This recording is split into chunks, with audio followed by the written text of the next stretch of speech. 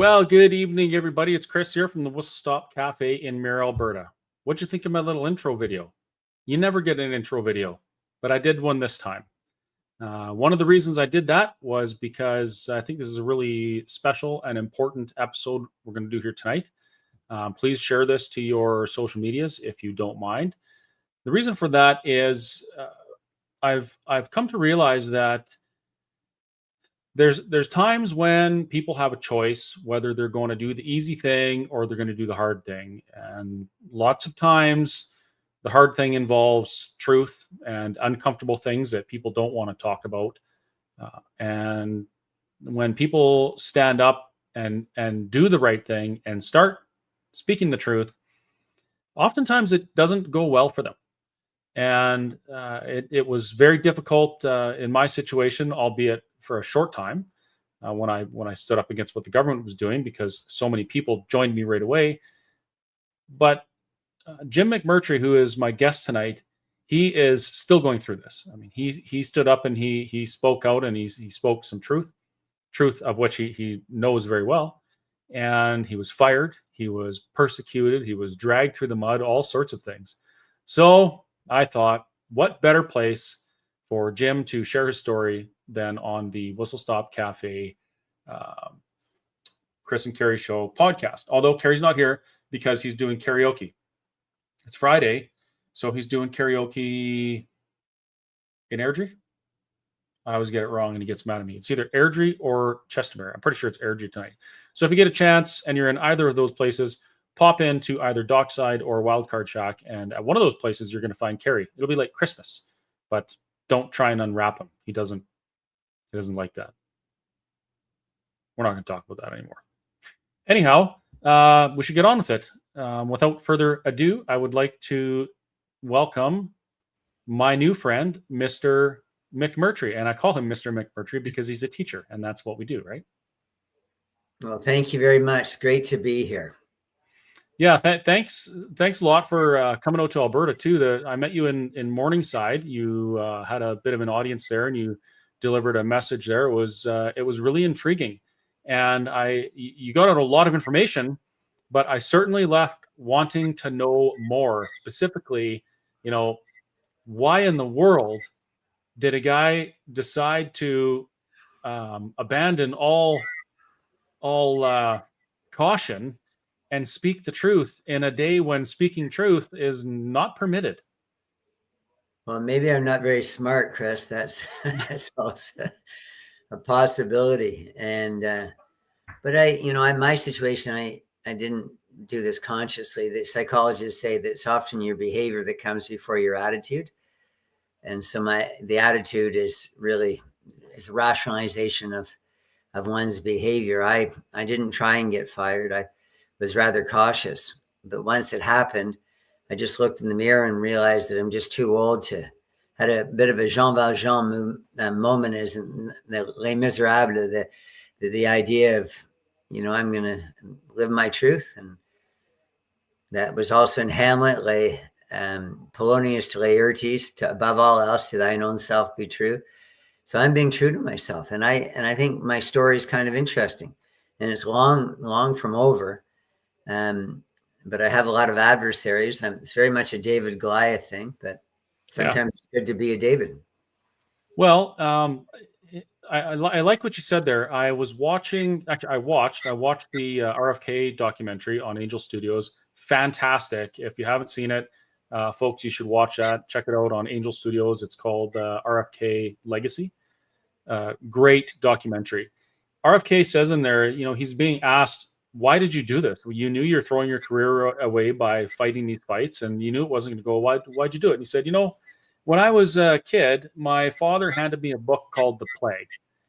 And when he gave it to me, he was more adamant that I read this than really any other book. And he wondered why. So he read the book a few times, and the book is about a doctor who is, there's a plague, like a horrible plague. It's killing people, and this doctor can help. But he knows that if he goes outside and tries to help the people, he's going to get the plague and die too. But in the end, he does it because it's his duty. And RFK was like, sometimes we just do these things because that's what we're meant to do. It's our duty, and there might be consequences, but we do it anyway. because that's who we are. And I think that really applies to what you're experiencing, and actually your new friends, Francis Widdowson and Dallas Brody, experiencing the same thing. So, Jim, if you don't mind, can you just kind of explain a little bit of who you are,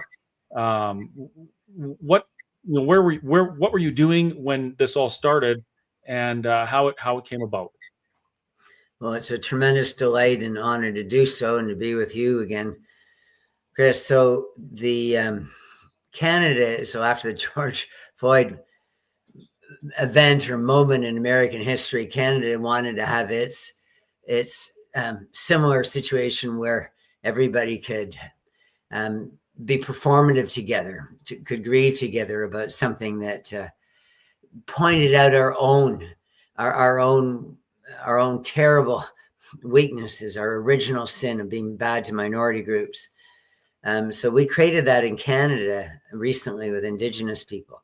And it's not just residential schools. It's really everything about how we've been with Indigenous people are supposed to be bad. So when they had an opportunity to really, again, to be performative, which was when the news outlets around the world talked about the discovery of 215 child remains in Kamloops. And then it expanded, some as young as 3 buried by 6-year-olds at night, all put in a mass grave, secretly hidden for all these years. And I didn't believe it because I, from family, my grandmother and my father were historians. My father also was for a long time the Chief Justice of Ontario, a man of, that didn't set me straight when it comes to being proud about country and ancestors and how lucky I am to be in Canada at this age and in human history and what a beautiful democracy and so forth. So anyhow, when it came about, I was in school and I was teaching math, and the principal was going, "Oh my gosh, we got to hammer this home."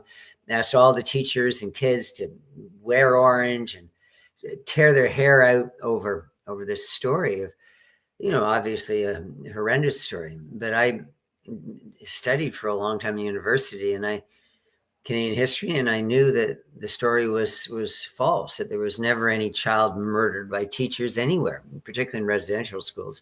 There were never any bodies found, never any kids buried at Kamloops. So the whole story was very much a hoax, but they walked me out within half an hour of saying that those kids who were enrolled at the Kamloops Indian Residential School and who died tragically from disease, fire accidents, did not do so for murder. I mean, it wasn't about murder. And so they walked me out. It was almost 5 years ago, and I haven't taught since, and I never will. And it's been hard at times. Gotten over it, but, tough to lose one's reputation. But as you said, it's what I do. I'm good with kids. I never will lie to them. And then you start realizing, oh my gosh, look at all the things they're doing. And just I would say very quickly, Chris. So they're lying about race. They're making it seem as though kids are going to be defined. Their whole lives are going to be determined by their race. They're talking about kids, about their sexual orientation, taking kids in kindergarten all over the place. Yeah, young kids. Young kids, the pronouns are with my 3-year-old, they're indoctrinating my 3-year-old grandson. They'll come back to them in a second.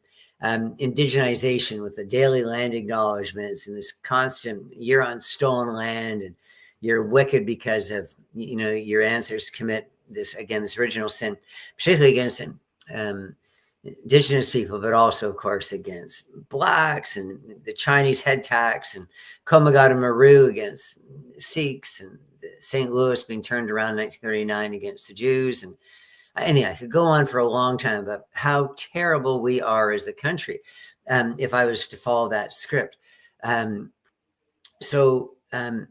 This is then there's all these other things that are going wrong, which I'll get a chance to mention.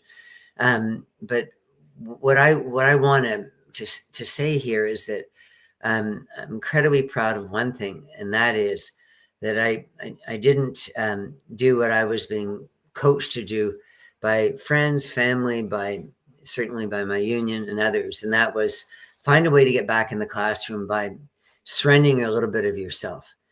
And I love the expression, I'd rather die like a man on my feet than live like a slave.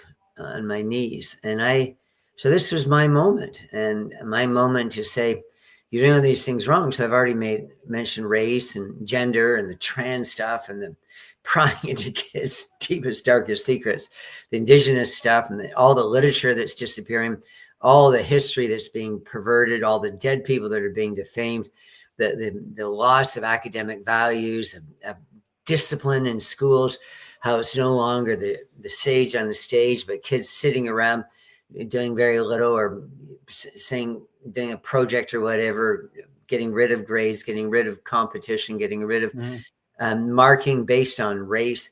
I mean, I could go on for a long time. It's just, I'm in a nice position right now because I realize there's an audience. There's a lot of people in Canada that are pleased to see a Dallas Brody, to see a Francis Whittleson, to see, of course, earlier Jordan Peterson, an Amy Ham, a nurse in British Columbia here, and another teacher who stood up after she was forced out of the system, Chanel Fall, and Ottawa. I mean, it's not about me, but there's not many of us. There's not many, because they will crush you. They will take away everything. And you saw that, particularly, of course, people in Alberta with the Coots thing. But when I lived in Surrey, and when the truckers convoy was getting going and so forth, I really, I don't know why I wasn't following it very closely, but all of a sudden it moved. There was this big protest being organized at the truck crossing in Surrey with the American border. And I said, I'm going to go to that, and I'm going to wear, get a Canadian flag and all that kind of stuff. I could not get to the protest. And I tried it, and there was another protest after. I couldn't get to it. Both times there were too many people where I live trying to get there. So I was literally miles away from the protest, because all of Surrey, it seemed, was trying to get to the protest. That was awesome. In other words, and then the truckers get to Ottawa, and the political elite in Canada label them insurrectionists, racist, misogynist, just evil people. And so this is how out of touch the people who run our institutions are, and the school system is no different. The school system. And you know what? I got to interrupt you there. I got to get this out before I forget. You know what I noticed? You mentioned that the institutions are the ones that are condemning these people, right? You mentioned earlier that people are being made to be ashamed of our country because of what happened to the Chinese people and Indigenous and the Sikhs and all these other groups, right? But it's very interesting that those groups are literally they're selling everything they have where they're from to come here, right? So it's not this horrible place for them. They want to be here because this is a good place to be. And you know who it is that's condemning people and talking about these things and trying to make us be ashamed of who we are? It's people in the elite of those institutions that will never feel the pain or the consequence of being shamed for their existence. Oh my gosh, you're just hitting it right in the head. That's just so brilliant. And so when people who are happy with the manipulation of children, especially children in school and all through our society, and the noose around free speakers getting tighter and tighter, and you kind of go, this isn't the Canada I know. Don Cherry being canceled for simply saying wear a poppy, guys. I mean, it's just not the Canada that I knew. And what's interesting here is the people who are wanting to prop this up. Oh, like our premier in British Columbia, he was saying, oh, we have to do this reconciliation. That's so important. And people in BC, we're losing our land. We're losing our crown land, our public land, our private property. And he's going, but reconciliation, 100 years ago, we treated kids badly in residential schools. And you go, whoa, first of all, we're asking you to preserve, not to give away Canada. So forget the reconciliation. A lot of us don't even want the reconciliation. That's just a farce. I just want to start with the truth. That's theater. That's pantomime. There's no reconciliation. The more you talk about reconciliation, the more you're going to have a civil war in Canada. People come to my house to take my property. It's not going to go over well. So the reconciliation is just garbage. But he does it on the pretext or the pretense. Residential schools are really bad. So that's why I met you, because I went out to Kamloops and then traveled, Alberta. There's the pretense that we were terrible again with all our minorities, even with slavery, and yet Canada and Ontario in 1793 had an act to abolish the slave trade internationally. It was the British who built Canada in large part. They're the ones that stamped it out. Slavery, which was every part of the world, stamped out. So in other words, everything they're doing is the opposite of what they say it is. But we're a great country. And the people who are saying, as you said, and I'm going to end on this note, the people who are going, no, it's not, we're racist and we're terrible and we should give away all our land and give away all our taxes and give everything to people who are just going to turn, give it to the Chinese. It's the idea that you're right, they're not going to be hurt. The number of people who are really placed going, oh, I don't mind if my children can't get work because they're white or because they're this or that. And I'm going, yeah, it's interesting. Yeah, you're never going to be affected. You can sing this woke song as much as you want. But what about the average person right now that can't find work easily? You know, who's wondering if, am I going to lose my house? Look, I live now I've moved from Surrey next door to Delta, south of Vancouver. And I'm south of, it goes Vancouver, Richmond, Delta. And in Delta, there's a band that owns half my town already. And it's just a matter of time before they're going to claim all of it.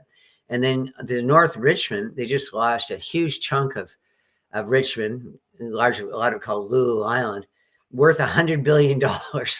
And there's this group is going to come in, a small group of people, and they're only one of 5 that are going to be making claims on it. And who knows? There's soon there'll be 10 groups.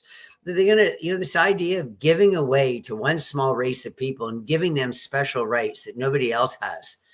It's a recipe for how to not only destroy Canada, but to end up in a violent civil war. Yeah, and this whole idea of this happening, they didn't build what they're taking. They didn't develop any of this. I mean, we're talking nomadic tribes with no written language, hadn't even discovered the wheel, right there. And now they're talking about giving them $100 billion worth of property. It's absolute madness. Now, I do want to stop for a second and point out that yes, 100%, the First Nations people in this country oftentimes got a bad deal. There is no question about that.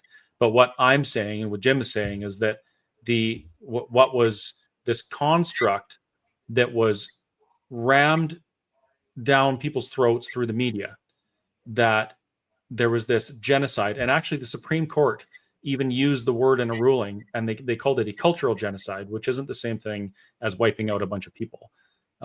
It's created this context in which people are willing to sacrifice their own children to make it right, even though there was the wrong wasn't there. I watched a video of Francis Widdowson trying to have a conversation with a First Nations kid. I think it was in Winnipeg, and like he spat on her or something. He said, "Where's your evidence that this stuff didn't happen?" And she said, "Well, that's not how this works. Like, you're making the claim that it happened. You have to provide the evidence that it actually happened." And now people, they see you, and I know I'm going to hear this in comments.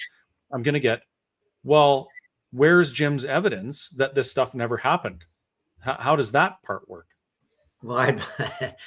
Well, if anyone does ask that, and it's a great question. All questions are, for me as a teacher, are important to ask. But I'm not accusing anybody of murdering anybody. I'm not accusing the men and women, Christian men and women who worked in residential schools of having murdered, tortured as well, disappeared up to 25,000 or more Indigenous kids. So I would say the onus is on the person who is making the charge. Now, how do I know? Quite apart from that, how do I know there are no burials there? Because the Truth and Reconciliation said there were 51 children that died at the school, and they list their names and so forth. So I went in with a research team. I have a PhD. I'm connected with people in a research group that extends from one coast to the next. And we looked at the 51 names, and we realized there are only 47 because there are 4 duplications. And then we looked at the death records, which the TRC never did, and we found out that there were only 2 deaths at the school, and they were both accidents, and it was very sad. And there was an inquest, and there was, the kids were buried in their home reserves, and there was just nothing untoward. So my point is, there's no evidence that there's a single kid that was tortured, murdered, missing, disappeared. There's not a single name of, there's anyone come forward saying, what about this kid? We never knew about this kid. And the parents wonder whatever happened to their child. There's none of that, nowhere. And that's the sad thing. The sad thing. So when people say wrong things happen to Indigenous people, I would say, a friend of mine said, maybe you heard me say this before, but his great-great-grandfather came out into Manitoba, into the wild prairies long ago. It was tough. He lost 2 of his children to wolves. I mean, the life was hard. And then it got particularly hard in the late 80s 1880s for Indigenous people out west, as you know. And what did the Canadian government did? It gave more in its food program and its famine relief for Indigenous people than every single any department in the federal government at the time, except for 2. It was spending more on giving food rations to Indigenous people in the western part of Canada than it was spending on national defense. So when people say the wrong that happened in Canada, well, absolutely, I'm sure there was wrong with all groups. But what about all the wonderfully good things that were done? And I just posted today on X, I have an account there, that there's a letter from an Indian agent asking if they can expand the size of the Kamloops residential school from 125 to 150 because, quote, people are clamoring to have their children admitted there. And then it moved all the way up to 500. Parents were clamoring to have their children admitted. This idea that the residential schools were sinful is just absurd, because the most important thing if you want to do for any child, and we still do it, is to educate the child, give the child written language, the ability to read, to think, to calculate. I mean, it's just, I can't see anything that was wrong outside of, I'm sure there were some swindlers over land. I'm sure there was, there was contact, but there's never any war from Canada against, an Indigenous tribe. There were 50 massacres in the US. There was nothing in Canada. I mean, we are, as you said earlier, really beautifully, Canada is a country everybody wants to come to. We don't need to make a case for it. People are smart enough. Look, if I've traveled enough the world. I lived in Europe for a long time. I've been to places like Taiwan recently. That you can't drink the water there. You can't even put your dirty toilet paper in the toilet because it might. You got all the food. Often it's just cooked on the street there. The fish they raise in ponds, fertilized by human and animal waste. Mm-hmm. I mean, we're so lucky in Canada, and why would we allow these woke high priests to come into our institutions and to turn everybody against, particularly children, and turn them against their own country? That's what Hitler and Mussolini did, and other leaders in the beginning of time. And they have them all in their orange shirts or their black shirts or their, depending on the occasion, red shirts, pink shirts, white shirts, green shirts. Anyhow, they're just taking kids and they're making them into a herd. A herd that doesn't think, and it all moves together. And the moment a kid asks a tough question in school, the kid could get in trouble. And if the teacher asks a tough question, the teacher can end up like me. Yeah, we see that a lot. Here's the conspiracy prophet in me coming out now. But you mentioned how they're turning people this way, and why?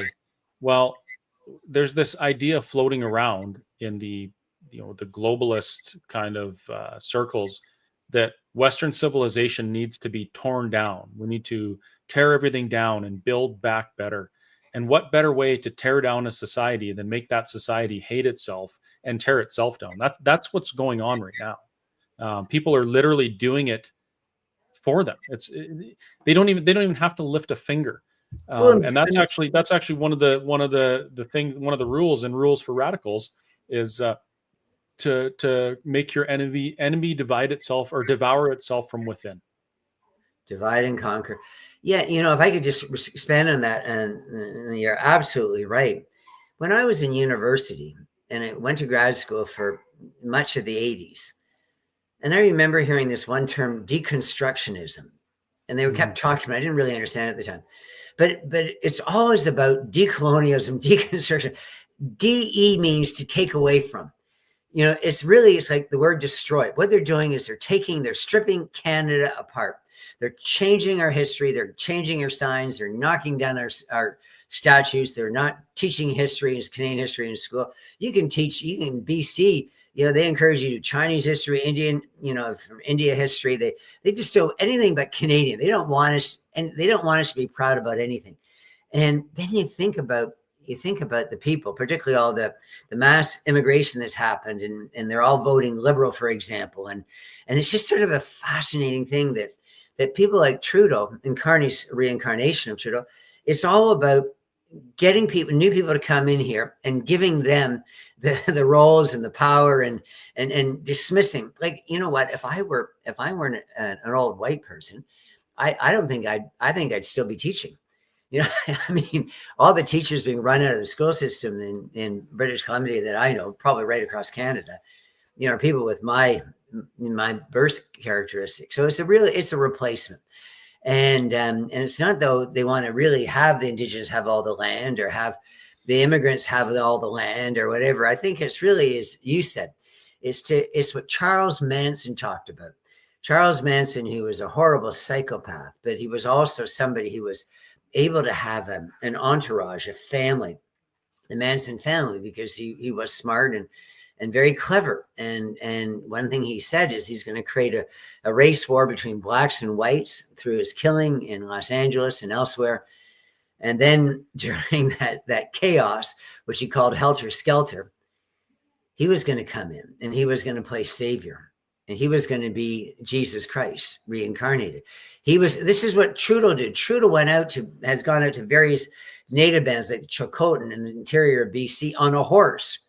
You know, you've seen him take like a literal horse, on a black horse riding in, you know, like Peter on a donkey or Jesus going around, you know, an itinerant early Jewish mystic or whatever, and spreading the word of. I mean, it's absolutely fascinating how people fall for these people who just eat it up. And we know that the more power you give certain people, just the more they're going to seize for themselves. It all becomes all about them.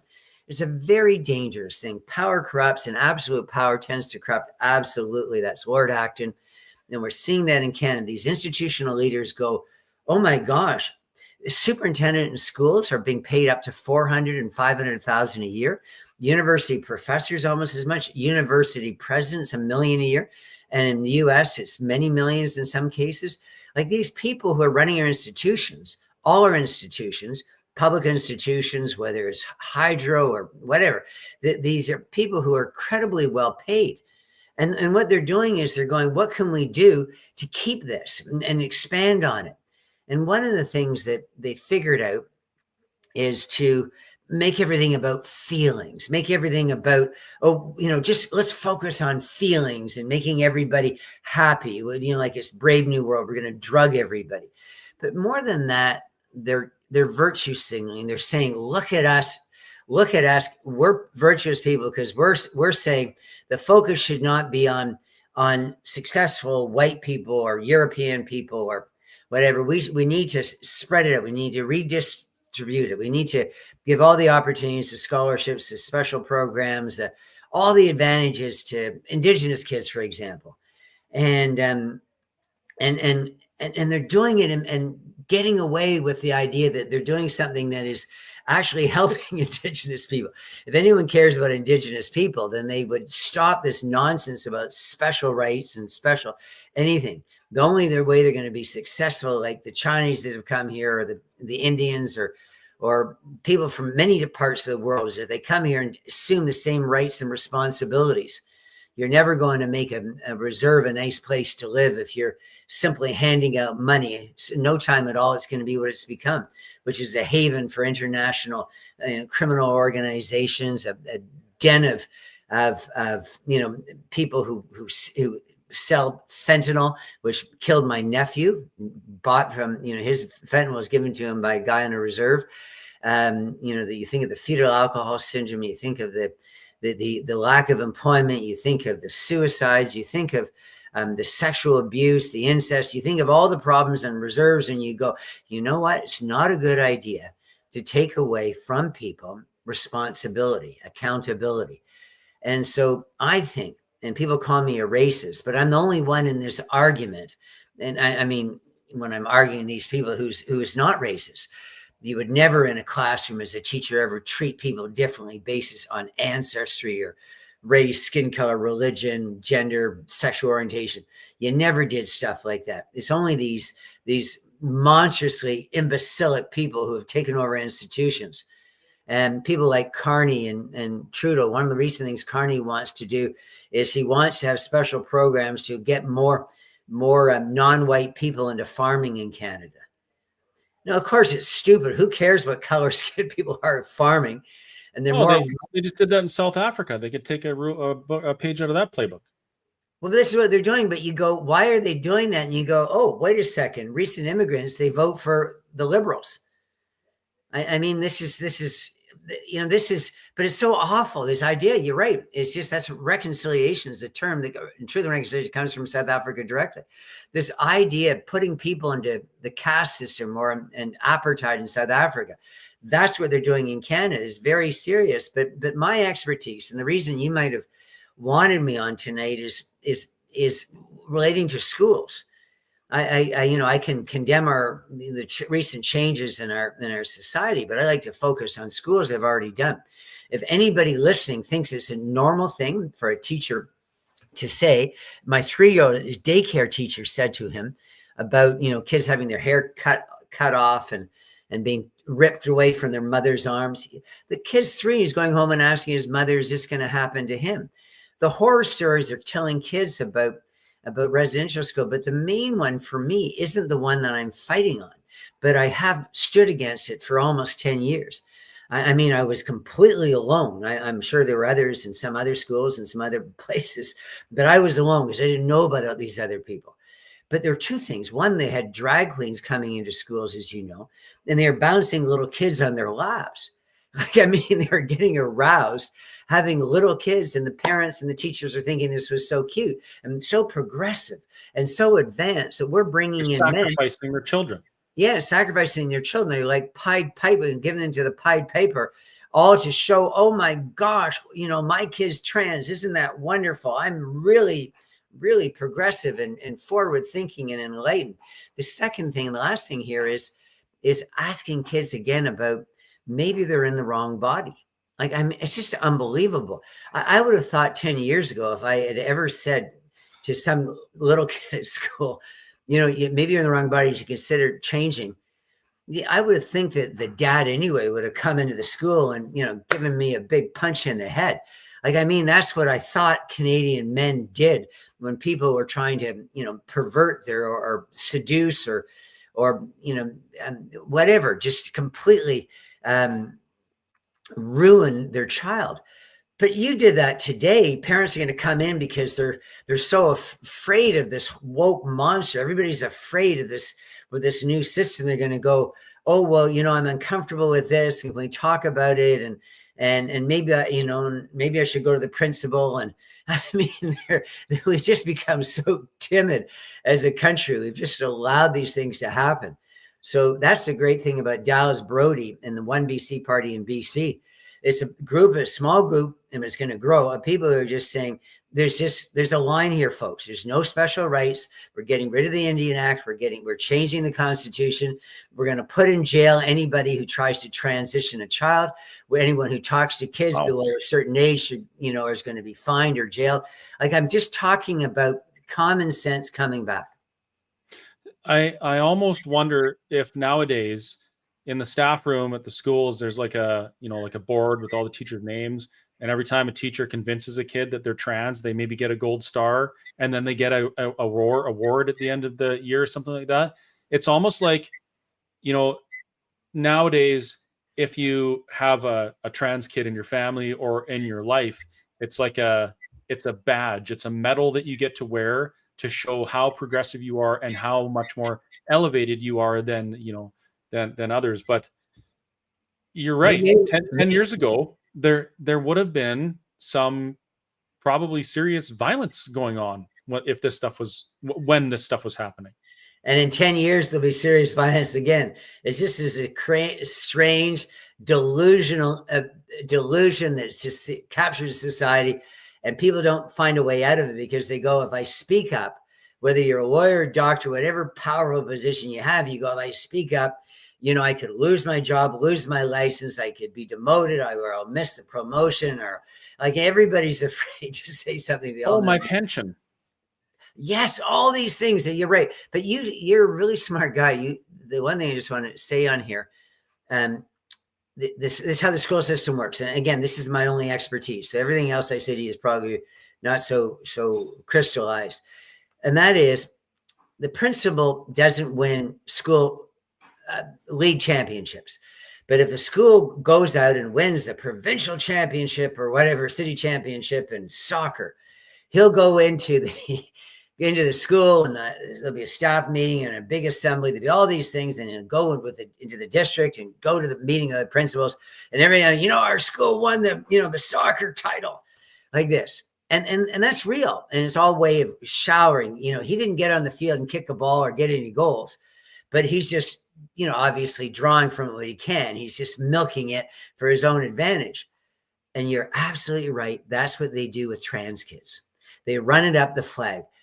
The more trans kids you have in a school, the more progressive the school, and the happier the people that are going to be at the top of the society. Because what they're trying to do right now is they're trying to win converts to this new religion. And there's no better convert than some sad, socially excluded girl who by nature is kind of a bit of a follower, who doesn't fit in. And all of a sudden she's being offered to friendship and companionship and a teacher's time in a club at lunch. And then they start going in about, maybe you'd be happier if we talked about certain things. And there's a real grooming program in schools. I never could understand why it was a good idea to have more trans kids, or to have more gay kids, or to have more kids who hated Canadian society, or have more kids who thought that, their own race was racist, or the other white people were monsters. I never understand how that was the currency of that. Where's the value in that? But that's what they've done for the last 5 to 10 years.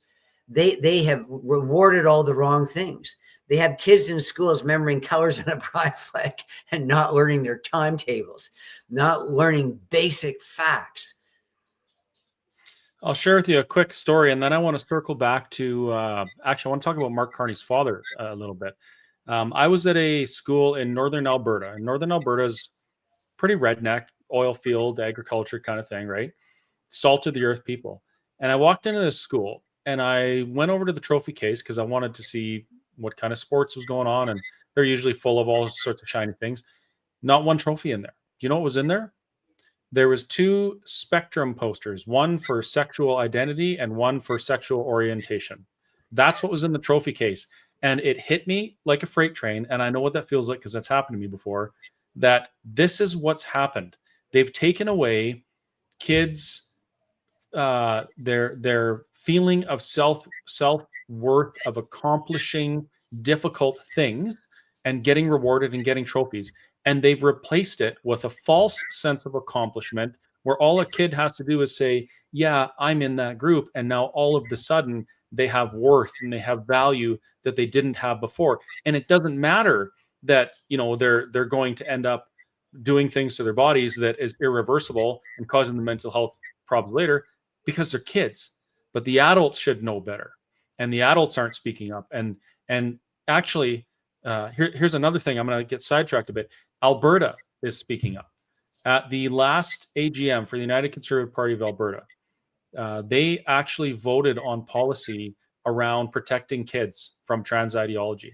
And we told our government, we're done with this. We're not going to be silent anymore. We want the government to stand up and start protecting kids from these woke activists who would sacrifice them to make their realities closer to them.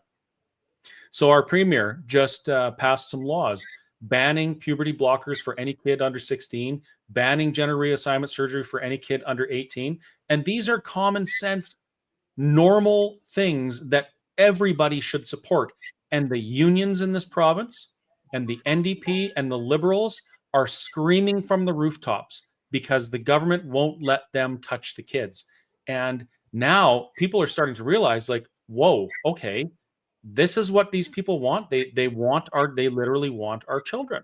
So when you mention these things, I know we're talking about your views on, or your truth about residential schools and those types of things, but it's so connected because it's just one more conversation that's used to drive a wedge in between people so that we can't agree on something as agreeable as protecting children. Instead, we fight while they strip things away from us, and that's really important to notice.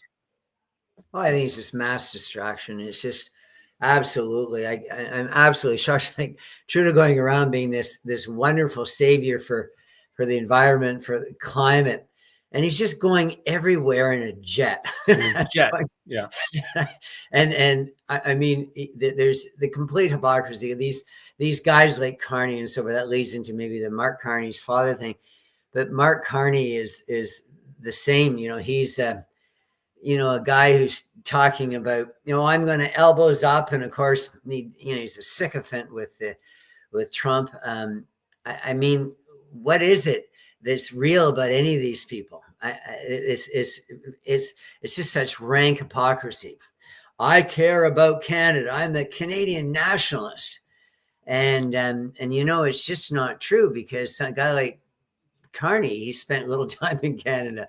I'm sure when he's outside of Canada, he's going, well, I'm going to be prime minister for a while. Might get me an even bigger job one day. But, he has no idea what an ordinary Canadian is like. So, yes, my thesis supervisor was Robert Carney, Mark's father. And he never said a single thing wrong about residential schools that I can remember. I mean, they were not great. You never have a school 100 years ago that or even now that hits every box, checks every. I mean, there's always kids falling through sadly the cracks. I mean, schools are hard. You can't reach all 30 kids in a classroom. The principal can't make sure all 2,000 kids in the school are safe and aren't going to do drugs and aren't going to get pregnant as teens. I mean, there's just so many challenges out there. Kids aren't going to cut themselves or kill themselves in the road. So it was always, Robert Carney was all about, how can we make education policy better? How can we make better day schools and residential schools, or any type of schools, community schools, for Indigenous kids better? And that's a sensible thing. I've never said that Canada has done a perfect job with Indigenous people or any group of people. But the way to do it is to sit down and think of what's a better way of doing it. And then they go, well, we'll turn it over to Indigenous people. Well, the Indigenous people didn't have schools. So I don't understand that. It's so counterintuitive. It's like the parent who's concerned about my child being groomed at school and going, I'm going to write to Trudeau. I'm going to write to our Carney now. I'm going to write to my premier. I'm by the way, 16 being allowed to take puberty blockers at 16 is still not right for me. They're still children, but anyhow, it's a great start. And Danielle Smith is, she's meeting a lot of resistance. So all the power to her, and hope she goes further. But I mean, it's just such hypocrisy. But the number of parents that meet with me are, because I'm out about, I'm trying so hard not to win my case as much as I am to try and, save Canada. And I'll meet people and say, are you aware of what's happening in schools? And they go, oh yeah, I'm going to go tell the principal right now. And I'm going, oh my gosh, the principal's part of the problem. Mm-hmm. The principal didn't get to be principal by being disobedient.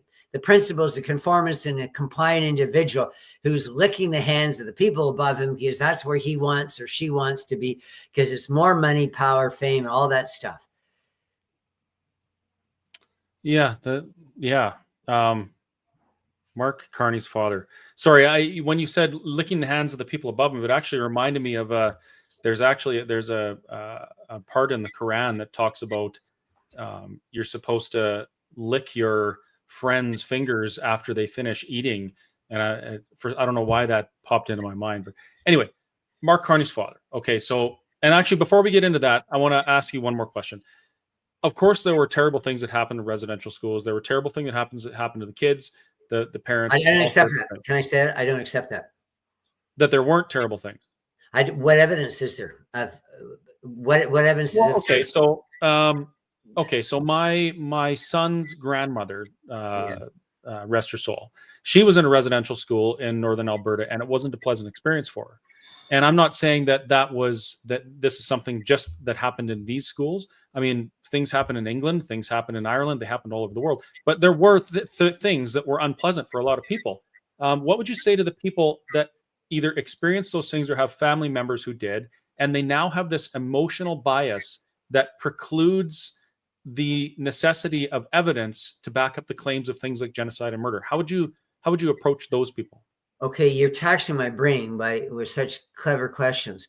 What my issue is, and it's not, and I know, look, we know each other now. We're in agreement on all these things, but I just want for your audience to know that I don't think it's acceptable to start any conversations about residential schools by saying that they were bad things happen. No, it's moving on. The school that I last taught in Surrey, there were probably the two schools I taught in Surrey for a number of years. There are probably 10 kids students of mine that died.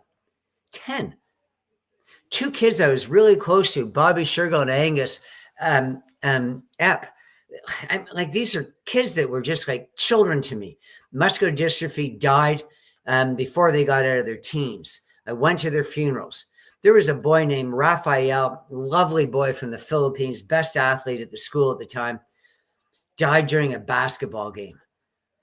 I mean, if you want to see death, if you want to see kids on drugs, if you want to see sad cases, kids sleeping on streets, kids being beat up, girls being assaulted, just go to your regular high school today. I mean, it's there. You know, they're going to hide it. They're going to hide it from you, but it's there. My point is, there is that side to all societies. You come to Vancouver and you go, oh, the mountains are so beautiful and like that.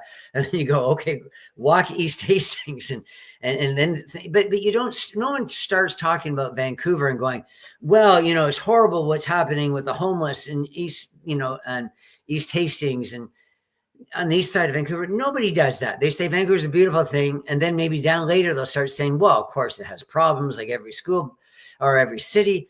That's, to me, what we need to do with residential schools. You talk about a grandmother. Well, my grandmother, she was beat in school if she didn't curtsy when her nun teacher walked by her in the hallway. She didn't curtsy, she was hit.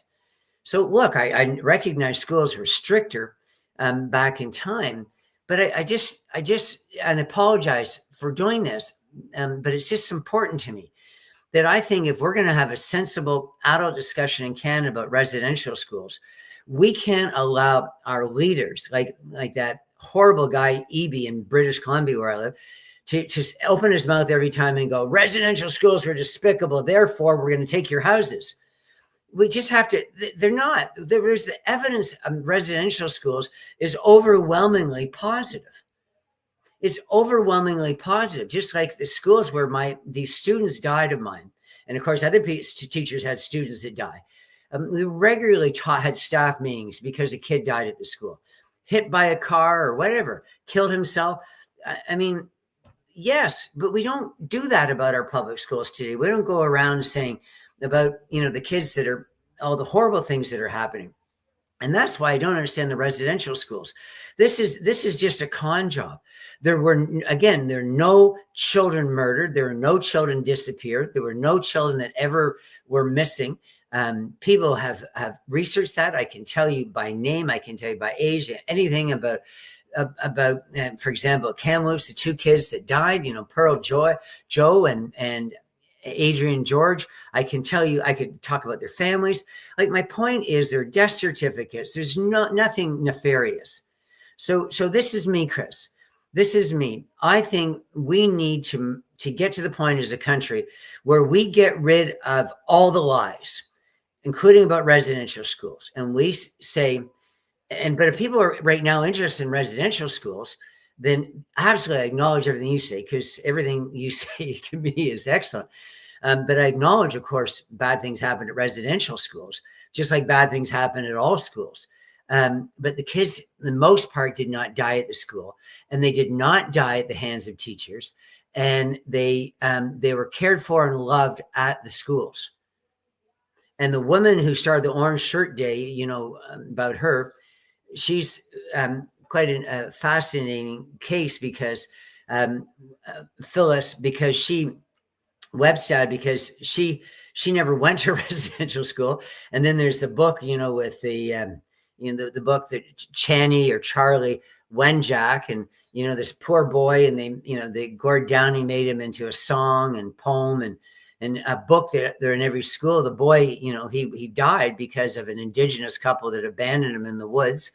I mean, everything is wrong. That's what Orwell predicted a long time ago, that war is peace, freedom is slavery, ignorance is truth. Inclusion is exclusion. Diversity is the opposite of diversity. It's only one thought. And equity is not equity at all. It's not fair. It's just, completely, it's just pounding one group to raise another group up. Well, that concept is actually rooted in scripture as well.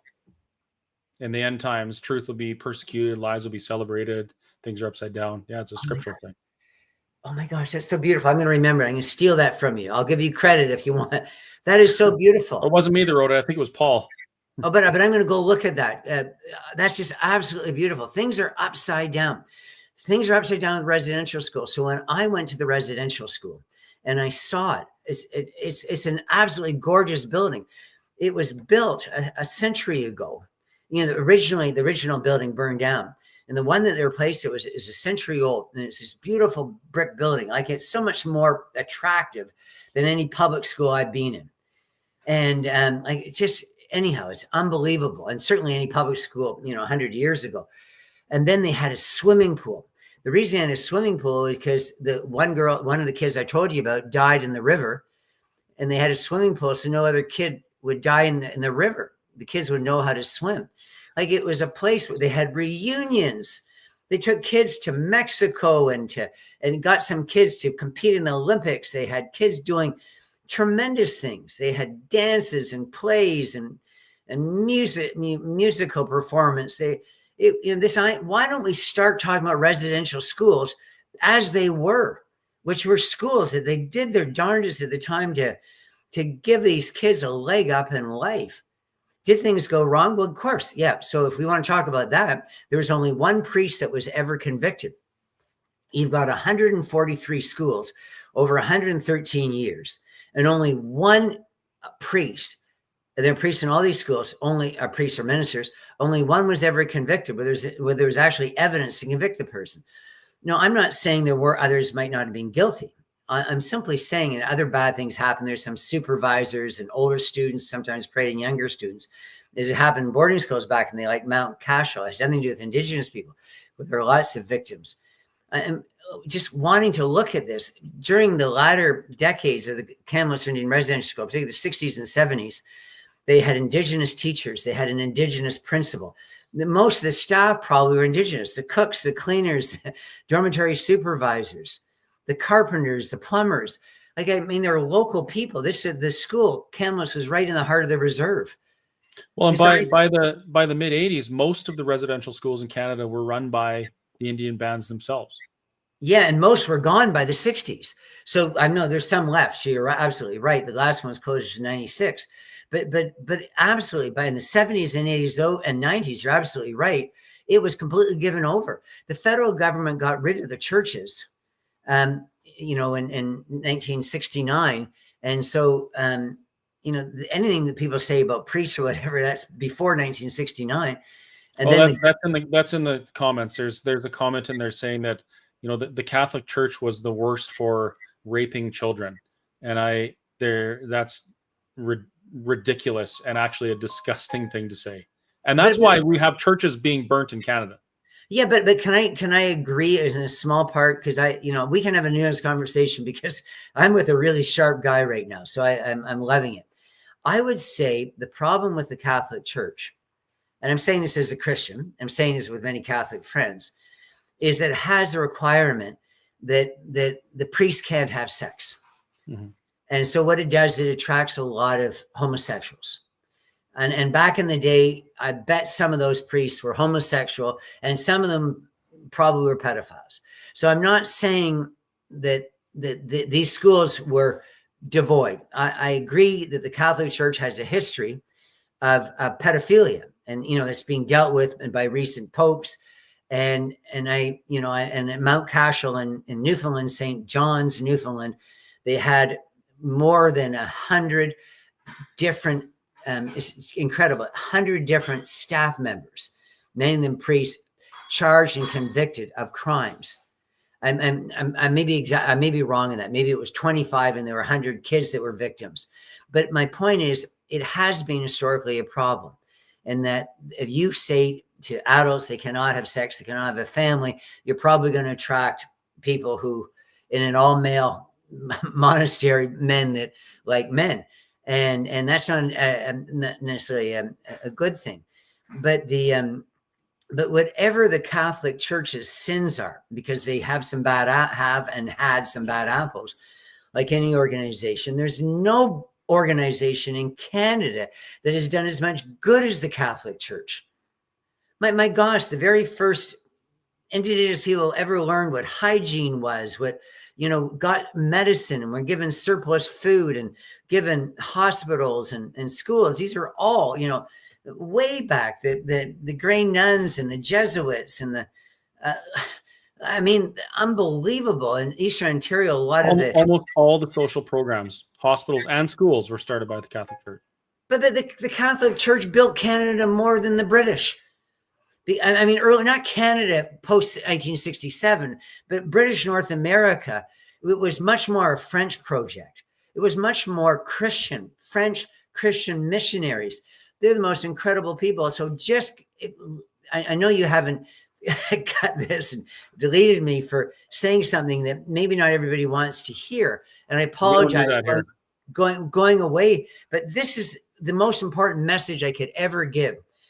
I have walked in the footsteps of these people. I have met men and women who worked in residential schools, because I'm 66 and I was a long time in graduate school. And I met people, because teachers get more money and professors, the more education you have. And I met these people, and I'm telling you, they were wonderful people. And they talked about all they did to help these kids out. Nobody else 150 years ago or 100 years ago was going out, that I know, from other communities. Were there Muslims? Were there rich people? Were there, I don't know, were there people from India? Were there Hindus and Sikhs? Who were the people in early Canada? Were there baseball players? Were there, laborers? Who were the people that were going out and helping Indigenous children? I'm telling you, the churches, and particularly the Catholic Church. I think the world owes nothing but an incredible debt of gratitude to our Christian churches. Go to Africa. Nobody has done as much as Christian churches to keep people alive. So I think this whole this cursing, this cursing, this smear, this indictment, this libel, this blood libel in the Catholic Church and other churches involved in the residential school system, I think, to use your words, because I'm very much in agreement with you, I think it's disgusting. I think it's disgusting to bring down, not that your viewer was wrong, because the Catholic Church has had a problem with pedophilia. But we need to look at residential schools and the Catholic Church. Even look at me. I'm not perfect. You're not perfect, I'm sure. But if no one comes up to me and goes, "Oh, Jim, you got drunk, when you're in university, and whatever, you walked into a glass door," and like nobody, I can't remember that happened, but I'm just making it up. But my point is, no one's going to say, "Well, Jim was a drunk for much of his life, but he's a nice guy now." Nobody does that. They look at me now, and they look at me in my entirety. We have until you run for political office.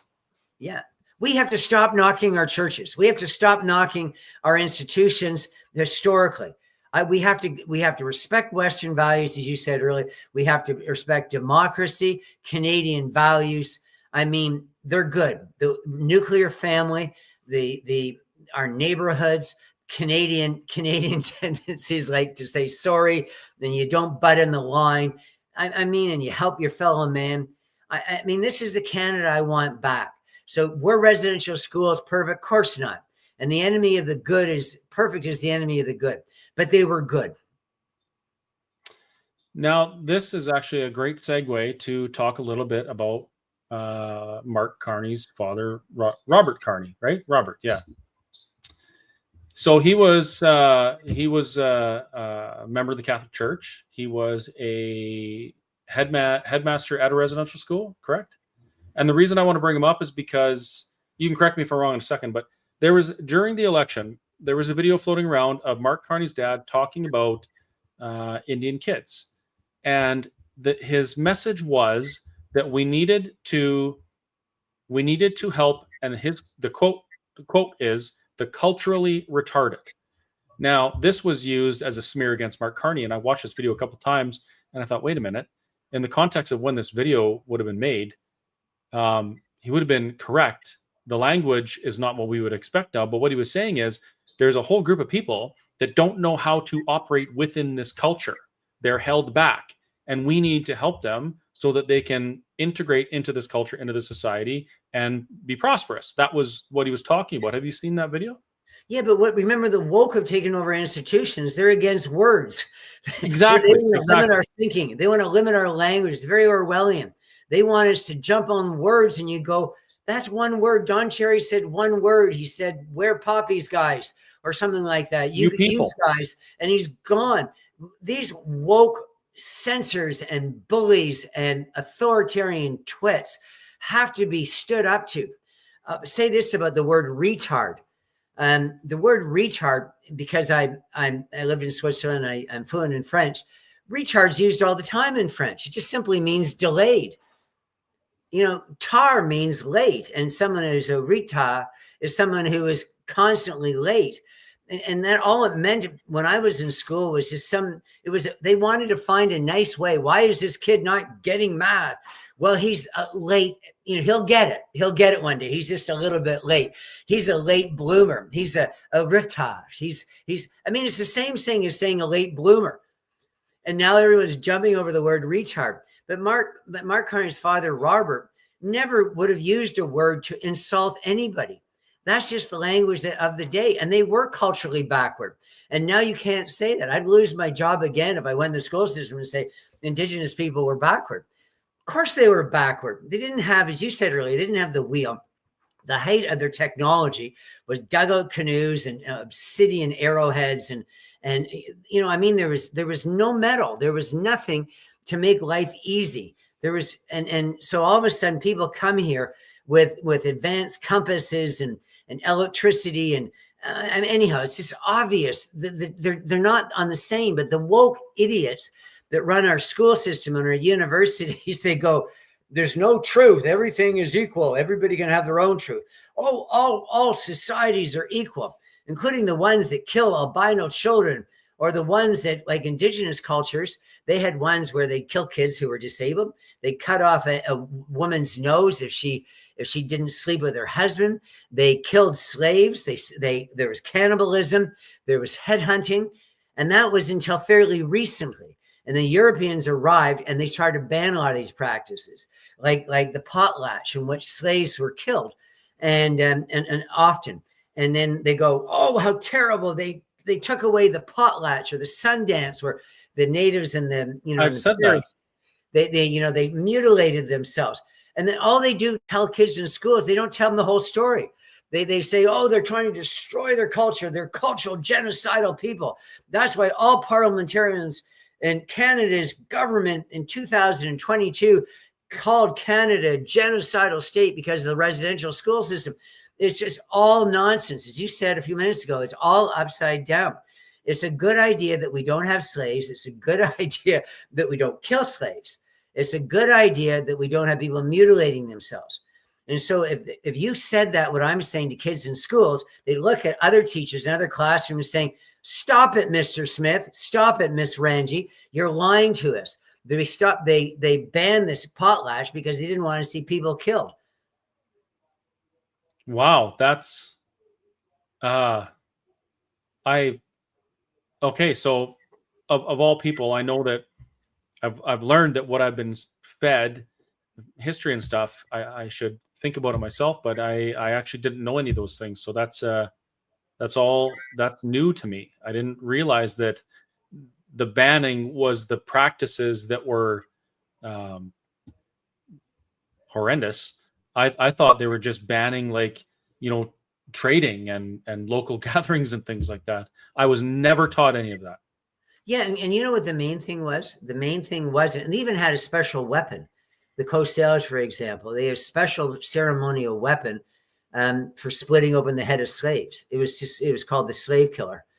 I mean, it was all ceremonial how they killed people. At Fort Langley, which I wrote a book on, and I also wrote in a book on my case, and you're kind enough to allow me just to hold it up for your audience here. It's called The Scarlet Lesson. But I wrote a book on Fort Langley, and they had a slave girl in Fort Langley who was 3 years old. The reason there was a slave girl there is the British weren't allowed to have slaves, but all the men that were working at the fort married Native women who were given, traded by their fathers, and the Native women had slaves. And so there was a 3-year-old slave girl at the fort. I mean, you can't say everything about Indigenous culture was good, and we need to be honest. But they're wanting to say, no, British Canada is terrible, and Indigenous headhunting, cannibalistic, slaveholding culture was good. And I think this is absurd. And so to me, if we're going to be making comparisons, let's make comparisons. But I don't do that as a teacher. When I'm with kids in a school, I just make everybody feel better about themselves. I don't talk about the Europeans cutting heads off in the French Revolution unless it's older kids and they're interested. I don't talk about headhunting here in the coast unless kids are interested and they're older. I present people and cultures in a way that I think is going to affirm the people in the classroom. But when they get older and they want to know more, then they should know the dark side of humanity. Otherwise, they're going to have no way of surviving in this world. They have to know some men are bad. Otherwise, they're going to walk out all hours of the night thinking, oh, I can do this. There's not going to be an issue. I mean, this is it. But if I come back to the potlatch and say, the potlatch was a fraud. It was the chiefs giving all these gifts away to the people. But guess what the chief did for the rest of the year? He taxed the people or demanded the people give him all sorts of extra things. So the chief never became less wealthy. He had the power and the wealth over everybody else. So it was pretend socialism. And but what was the problem with the potlatch? More than the slaves and more than the slave killing, because potlatches weren't that frequent. The problem is it took people away from doing jobs. They're trying to get Indigenous people to survive on their own. And they couldn't do it anymore by, there wasn't enough salmon or deer in the woods or whatever, or buffalo in the prairies. So what they tried to do was to get them to take up regular jobs, in a mill or, whatever, or fishing or in a boat or farming, obviously. And then all of a sudden, when they'd have a ceremony, they'd go off for weeks at a time. And then who is going to feed them? I mean, how could they do that? I can't just get up and leave my family, when I was younger and my family was young, and just go off and do a ceremony for weeks on end. So that was actually the main reason, is that they wanted to bring in Victorian values. And part of Victorian values is you had to work hard. You had to be able to feed your family. You had to have a marketable skill. I mean, it's not wicked at all. It's the only way you're going to help Indigenous people. It's not by giving them, fish. It's by giving them fishing rods. So the intention it sounds like the intention was righteous, but the outcome, maybe wasn't what was expected. I want to point out, folks, if you go and read Captain Vancouver's logbook from when he was sailing the west coast of British Columbia and exploring, and it was after the Spanish, by the way, he mentions in his logbook that when they went to shore and they met the locals there, the local tribes there, The first thing they noticed was piles of bodies everywhere because disease had ravaged their villages and like a lot of people died. They estimate between 90 and 95% of North American Indians were wiped out by smallpox, typhus, and tuberculosis from 1600 to 18 whatever it was. Anyway, in his log he records this, and he records how nice the people were, and they greeted him, and they were of course interested in the boat and these types of things, and they offered their children as slaves. And Captain Vancouver had to shut that down immediately, and that's recorded history. I didn't know about that until I was in my 40s, going through the museum in Campbell River, British Columbia, when I read that logbook. So what you're saying about this, it is backed up by at least that, and I'm sure more. If people want to know more about that, like the real truth to our history, where do they find that? Well, what you've found it already. The author that I think is best is a guy named Francis Parkman. Francis, as it sounds, and Parkman, as it sounds. And Diamond Genis is another one who's wonderful. And in other words, older historians, because historians today who get into universities are completely morally bought, corrupt. Well, they repeat what they've. Yeah, you have to be woke, or they're not going to get a job, and they're not going to get money, and they're not going to get published. But if I could just say one thing, and I don't have much more time, and I know we've been for a long time now, but one thing I think is really value, you said, when Indigenous people die in great numbers from disease, as they did, and the disease was brought by Europeans, people have to remember the Europeans died in great numbers from disease too. Yep. Like, I don't think any human chooses to be infected by disease or to infect others by disease. Because if you infect others by disease, there's nonsense about people going out handing, blankets with smallpox. Well, the Europeans were just as frightened of smallpox as the Indigenous. But the Indigenous were more susceptible because Europeans and Asians from old continent Asians, not the migrants who are now called Indigenous, but they were migrants from Siberia long ago. But as you know, in Europe, people had animals, chickens and pigs and cows and horses. What's that? They were exposed to things. They were exposed for thousands of years to herd animals. And so we've developed immunities to it. And the Indigenous didn't have that. They weren't sophisticated enough to have any herd animals. I mean, certainly north of South America, there's a little bit of with the llamas and the alpacas, but I mean, essentially nothing. Now, you could say it's nothing to do with the Indigenous. They just didn't have the right type of animals. Whatever the argument is here, it was because of human biology. It's not because Europeans came here to wipe out Indigenous people. Quite the opposite. They came here to trade and benefit. And the Indigenous people, look what they're doing now. You go to a reserve right now, and they're all in modern houses with big trucks and on their cell phones or watching TV or having a beer. Like this idea that we're wicked to bring them more advanced things. It's just complete absurdity. And these lunatics at universities that go around with decolonialism on their lips, I go, why don't they decolonialize themselves? Why don't they go live in the woods, see how long they're going to last? Why don't they, if they're on stolen land, why don't they get the hell off the land? Like they're just such idiots. And yet they're the people that fired me. They're the people that are running the school system. They're the people that are running universities. And so it's a problem. Anyone who's got any sense and any courage isn't going to be in a high powered job. It's going to be someone who's like you or me, who are you and the important work that you're doing right now, and being a social media podcaster, and me being an activist, and fighting against the system. The hope lies with us. You're not going to get people at the top going, "Oh, I'm going to change all this. I'm going to," they're not going to do that. They're just spewing nonsense and keeping themselves in their positions. Well, what I've learned is we don't know what it is that we have to advocate for and what changes we have to fight for until we hear the truth, like we do from people like you, right?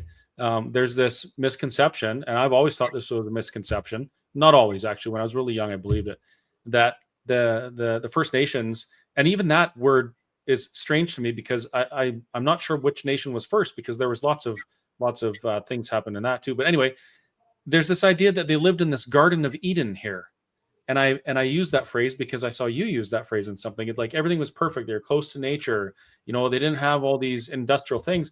And I start thinking, wait a minute, human beings, we're creatures of order and creators, and we do those things so that we can live better in the environment that wants to kill us.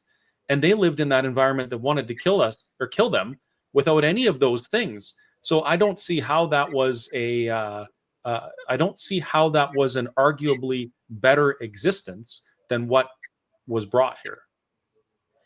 But that's it. It's worse. And I mean, it's sad that people can't even bring themselves to say something that's so obvious. There's nothing in the way that Indigenous, no one's traveling from, when I met you, I traveled in a car. No one's traveling by canoe. Nobody's using a dog to carry a travois. No one's in a tent anymore year round, and no one's boiling water in a deer's intestine. I mean, look, there's modern life, civilization, all people everywhere informed on it. Indigenous people had the role that, they found things in plants and so forth that drug companies use today. All people were part of creating this, but some people much more than others. And the Western Europeans, the most condemned people in the world, the people that the United Nations say, Europeans don't have Indigenous people. Oh, yeah, so we come from nothing, but everybody else gets to be called Indigenous and get our special rights. The Europeans, and then, of course, before them, you have the Persians and the Peloponnesians. You have the Greeks, the Romans, the Egyptians, and I think the Carthaginians. You got all sorts of people who contribute, going back even further. The Assyrians, the Mesopotamians. I mean, everybody. But you can't make Canada any better in the future of the world by all of a sudden going, we're going to take this small group of people in Canada and we're going to imitate them, and we're going to give them all the land and all the rights and all the money, and all the rest of us are going to sit around and smoke a peace pipe. Like, it's just so stupid. So Canada has to be proud of itself. It has to get rid of all this nonsense, forget the deconstructionism, and build Canada better. And I think in the school system, it wouldn't be a bad idea to take some of these people and put them in jail or fine them, certainly get rid of them, because they're not helping kids. As I said, they're manipulating kids for political advantage, for their own career pursuits. People like Carney and Trudeau, they're not doing anything for Canada. They pretend. They're not helping Indigenous people by giving them special status so they don't have to work, so they can just live off of others like parasitic worms. It's just so obvious what we need to do as a country. You, me, and everybody else should have the same rights and the same opportunities and the same dignity. And the moment you start placing one race above the others, then you got South Africa in the 50s, you've got US in the 30s, and you got India, a century ago. Don't want it, not going to have it. Yeah, we've got some parasitic worms in Alberta too. It's called the Alberta NDP. They're using kids, and specifically what they refer to as trans kids, which I don't believe exist, as political fodder in order to gain relevance and make government. It's sick. Well, and you're right. We've been just about an hour and a half. I bet you we could do another hour and a half, but it's getting late, so maybe we'll wrap it up and do another one. But do you want to just maybe give people, just talk about your book for a minute? Why did you write that book? What can people learn from it, and why should they buy it? Well, they don't need to buy it. I mean, if they want to help me, they can buy it, because I've never asked for money from anybody, and I won't. And I've been given donations, and I've just sent them back. But if people want to give me a little bit of money by buying my book, I think it's a great thing, because I'm spilling the beans. And I think people have no idea really how bad it is in schools.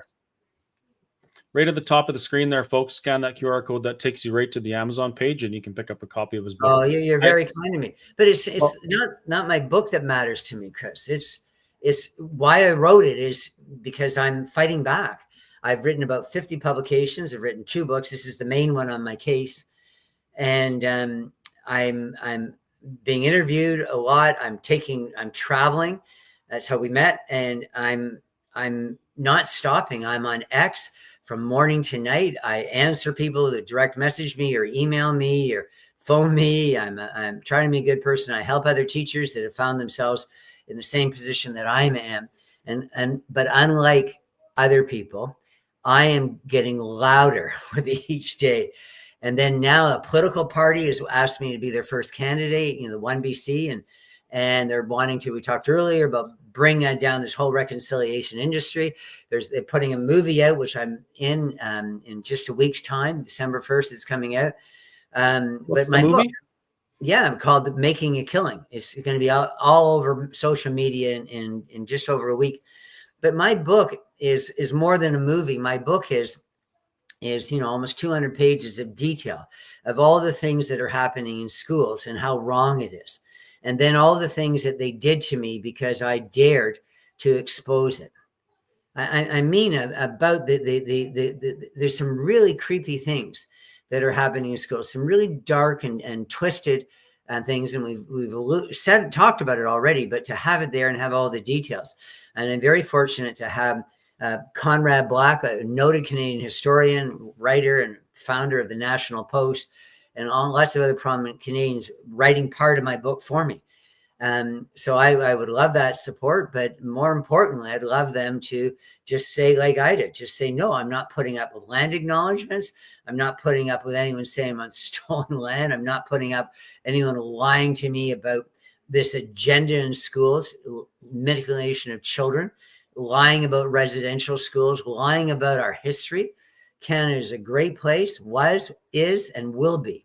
But we just have to get rid of these traitorous individuals who, for their own advantage, are putting everybody else down. The easiest way to raise yourself up is you put everybody else down. Yeah, well, we're not having it anymore. Folks, definitely buy the book and read it. And the reason I encourage you to read is because these conversations are not easy to have with other people. Sometimes they're impossible because you're not going to even have a conversation with most people on the facts. Mostly it's going to be you fighting an emotional response that they've already had. They've already created an emotional bias. That's what you're going to be dealing with for the majority of the time. But the rest of the time, if you learn these things, you take the time to learn these things, then you've got the facts, and knowledge is power. You can start to have those conversations. There's nothing worse than trying to have a conversation with somebody about a particular topic, and you don't have the evidentiary, the factual foundation to have the conversation. So read the books, learn as much as you can. We did that in school. We learned some things, and then it gave us some tools for later on in life. But I'm starting to realize we didn't really get all the tools we needed. There's a lot of stuff we missed, and so it's time to play catch up. And Jim's book is a great way to do that. And it's also going to highlight the consequences of doing the right thing, of doing your duty, of speaking the truth.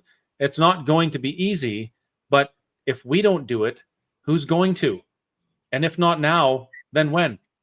I fear that if not now, it'll just be too late, because we really are on the verge of some pretty insane things happening in this country.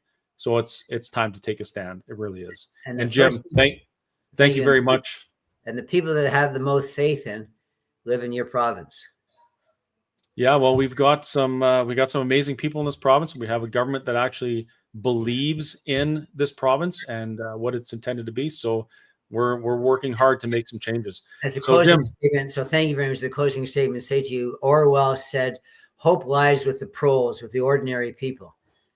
And to me, hope lies with Alberta, with Albertans. I agree. Because they're proud people who are rational thinking and know what freedom is. Absolutely. There we go. An hour and a half. That was pretty good. And like I say, I think we could do another hour and a half. Maybe we'll arrange something for later on. I've been scheduling podcasts like crazy, trying to get some truths out there. So it's an absolute pleasure to have had you on. Pleasure to have met you, and I'm proud of you in that you're doing the hard work that few other do. So thank you very much. And on behalf of our viewership, thank you from them as well, because that's in the comments too. Thank you so much, and to your viewership. You're welcome. We have a good night, Jim. We will talk soon, and hopefully we'll see you sooner rather than later. I do have to make a trip out to Vancouver Island, so maybe we'll run into each other. Wonderful. I like that. All right. Good night. Thanks, Chris. Good night. Well, there you go. That was absolutely fantastic. You know, we keep asking ourselves that question, what next? You know, how much worse could it get? And the universe or the devil always has this way of being like, oh, you want to see what's next? Hold my beer. Next thing you know, teachers are getting fired for telling the truth. They're getting encouraged to guide children down paths that are not beneficial to them. The world is upside down. So I think it's time we stop asking, you know, what's next or how much worse could it get? And it's time for us to start saying, no, we're not going to allow it to get any worse. We're going to do the hard things. We're going to say the hard things and face the consequences for speaking truth. And we're going to do it because it's our duty and it's the right thing to do. Just like Jim is. And just like many others are. You can be that person too. And, you know, things like this, like what the Whistle Stop Cafe has become. It's become almost like a networking hub for people engaged in these conversations that want to make changes. It's a lot easier to do that when you have a group of people with you. You know, you go on the Facebook page, you look in the comments, you know that there's people standing with you and that will support you. You can reach out to them, you can talk to each other, and you can make those connections so that when the world is coming for you, you have someone to lean on. It's very important. I experienced that, and I was blessed with an unbelievable amount of support. Many of you whom have been there right from the beginning. And that's why I can continue doing this, because I have you guys to lean on. So thank you very much for being there. Buy Jim's book, read it, enjoy it, and get ready for some very difficult conversations, because these conversations aren't going away. Have a great night, everyone.